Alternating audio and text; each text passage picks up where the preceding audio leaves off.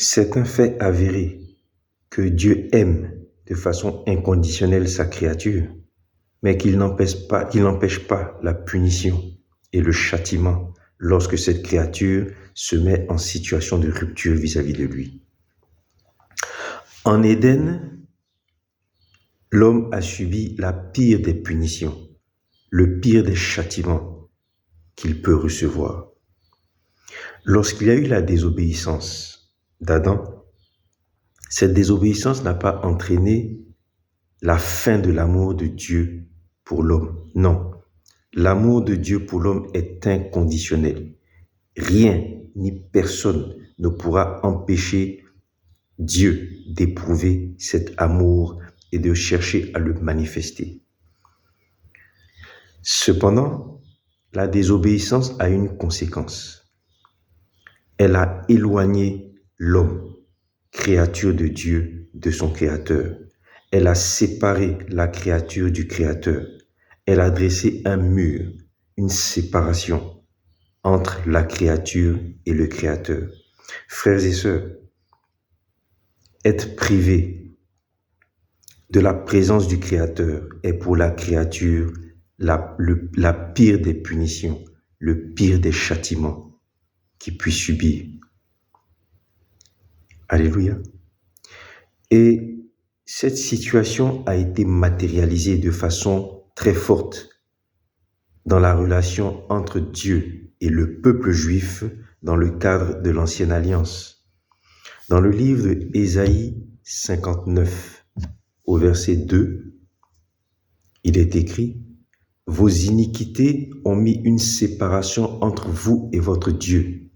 Vos péchés lui ont fait cacher sa face pour qu'il ne vous entende pas. Vos iniquités ont mis une séparation entre vous et votre Dieu. » C'est exactement ce qui s'est passé en Éden. Dans le livre d'Éphésiens, verset 2, Éphésiens chapitre 2, les versets 1 à 16, il est écrit, Éphésiens 2, versets 1 à 16, nous allons lire quelques passages. Vous étiez morts par vos offenses et par vos péchés. Les offenses et les péchés ont engendré la mort qu'a subie Adam en Éden, c'est-à-dire cette situation de rupture, de séparation, d'éloignement entre la créature et son Créateur. Éphésiens 2, verset 4. Dieu qui est riche en miséricorde, à cause du grand amour dont il nous a aimés, nous a rendu la vie avec Christ. Donc Christ a rétabli la situation d'avant la désobéissance. Éphésiens 2, verset 13. En Jésus-Christ, vous qui étiez jadis éloignés, vous avez été rapprochés par le sang de Christ, qui a renversé le mur de séparation, l'inimitié. Gloire soit rendue à Jésus-Christ et qu'il soit confessé dans nos vies.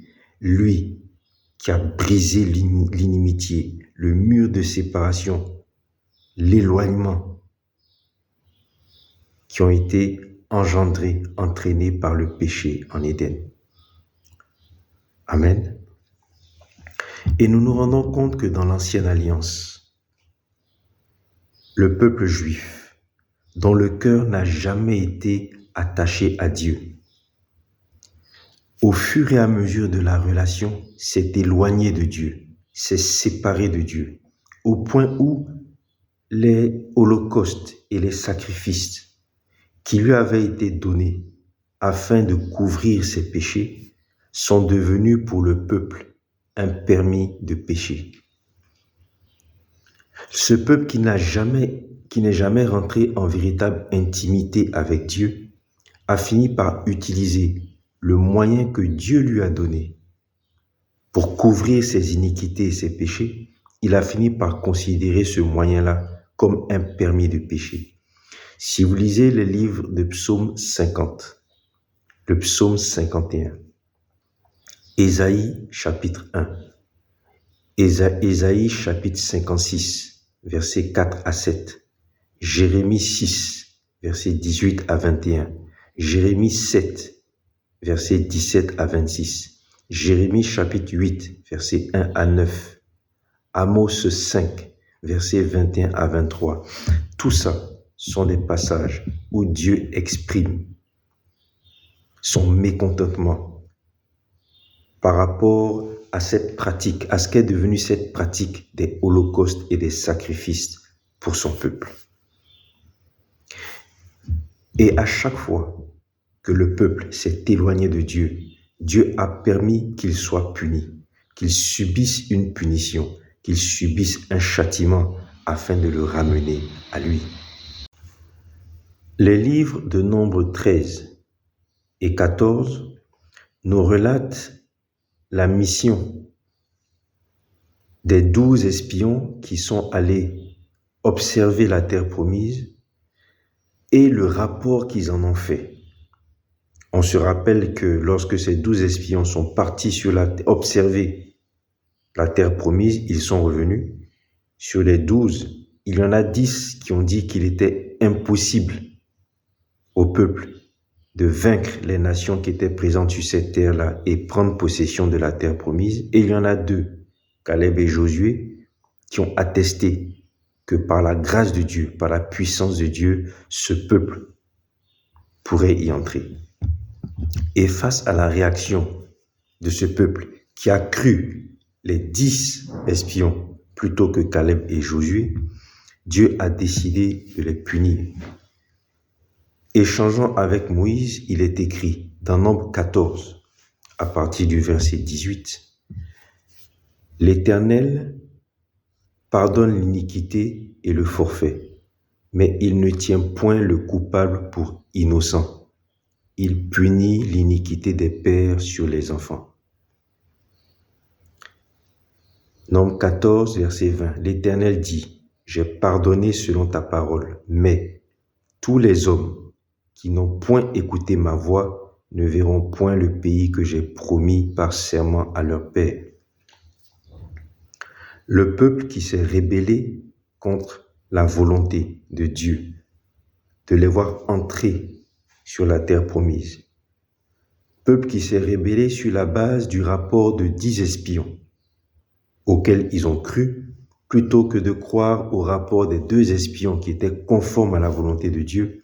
À ce peuple-là, Dieu dit, « Tous les hommes qui n'ont point écouté ma voix ne verront point le pays que j'ai promis par serment à leur père. » Conséquence de leur rébellion, de leur éloignement, de leur séparation par rapport à une décision de Dieu.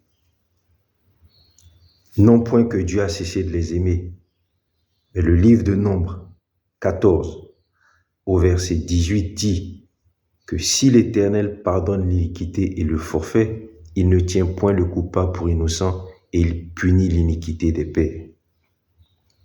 Alléluia.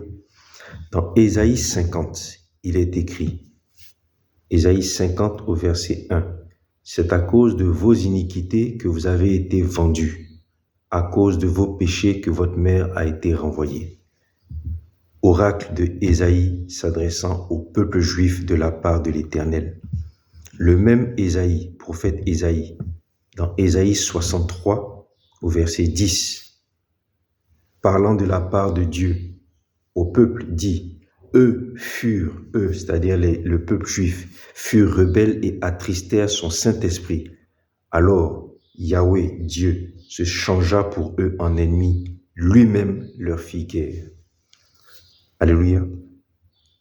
Frères et sœurs, il s'agit d'une loi éternelle, fruit de la justice de Dieu, que Dieu punit, permet la punition, permet le châtiment pour sa créature lorsqu'elle désobéit, lorsqu'elle s'éloigne de lui, lorsqu'elle est séparée de lui. Dieu n'empêche point que la créature rebelle subisse les conséquences de sa rébellion.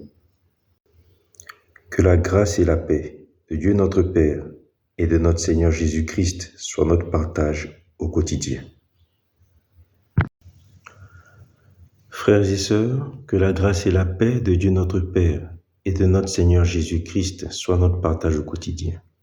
Père, nous croyons que le fondement de ta parole est la vérité et que toutes les lois de ta justice sont éternelles. Remplis-nous de ta parole. et conduis-nous à respecter les lois de ta justice. Frères et sœurs, parmi les lois qui sont le fruit de la justice de Dieu, et dans le psaume 119, verset 160, nous dit qu'elles sont éternelles. Il y en a une à laquelle nous devons faire très attention. Dieu permet la punition et le châtiment pour sa créature, hommes faits selon leur image et leur ressemblance, qui s'éloignent et se détournent de lui. Oui, frères et sœurs, Dieu qui aime de façon inconditionnelle sa créature permet, il s'agit d'une loi éternelle, permet que la créature subisse les conséquences lorsqu'elle s'éloigne de lui, lorsqu'elle se détourne de lui, lorsqu'elle se rébelle contre lui. Les deux textes de base que nous avons utilisés pour développer ce partage sur l'amour, à savoir Osée 11, les versets 1 à 11, et Luc 15, les versets 11 à 32, nous présentent clairement cette situation. Lisons. Dans le livre de Osée 11, les versets 5 à 7, il est écrit « Leur roi sera Assur, parce qu'ils n'ont pas voulu se convertir. L'épée fondra sur leur ville et en consumera les défenseurs et les dévorera à cause de leurs desseins. » Verset 7, « Et mon peuple est attaché à sa rébellion contre moi. » Dans le livre de Luc 15, les versets 13 à 16, il s'agit donc de l'histoire du fils qui est prodigue, qui a pris son héritage et qui est parti de la maison paternelle. Il est écrit Luc 15, versets 13 à 16. Peu de jours après, le plus jeune fils ayant tout ramassé, partit pour un pays éloigné où il dissipa son bien en vivant dans la débauche. Lorsqu'il eut tout dépensé, une grande famille survint dans ce pays et il commença à se trouver dans le besoin. Il alla se mettre au service d'un des habitants du pays qui l'envoya dans ses champs garder les pourceaux. Il aurait bien voulu se rassasier des carouges que mangeaient les pourceaux, mais personne ne lui en donnait. Vous voyez, frères et sœurs, ces deux textes nous présentent des situations de rupture. Dans un premier cas, dans le livre d'Osée, Dieu, par l'intermédiaire de son prophète Osée, dit « Mon peuple est attaché à sa rébellion contre moi. » Luc 11 au verset 7. « Mon peuple est attaché à sa rébellion contre moi. » La conséquence, c'est que leur roi sera Assur. Il s'agit d'un roi assyrien. Parce qu'ils n'ont pas voulu se convertir, et l'épée fondra sur leur ville à cause de leurs desseins. Dans le livre de Luc, le fils qui a pris son héritage et qui a rompu le lien avec son père et la maison paternelle se retrouve dans une situation où il a des besoins, subissant ainsi les conséquences de cette situation de rupture. Quelques passages dans l'Ancien Testament notamment nous révèlent que la correction de l'Éternel est pour ceux qui l'aiment. Alléluia. Lisons.